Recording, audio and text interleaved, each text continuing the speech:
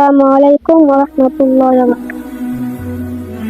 আজ কেন পৃথিবীটা লাগে এত সুন্দর?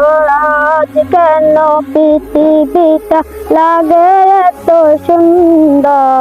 এসে কোন প্রকারে সাজালো এ চলাচল? এসে কোন প্রকারে সাজালো এ চলাচল? আজ কেন পৃথিবীটা লাগে এত সুন্দর? সে কোন উপকার সাজালো এই চলাচল? চারিদিকে নবরূপে তুলে ধরা সেই দেখে হয় আকিতায় সুখিতায়, আকিতায় সুখিতায়। কেটে গেছে কুরসি নিশীতে দিবস, এসে কোন উপকার সাজালো এ চলাচল? এসে কোন উপকার সাজালো এ চলাচল?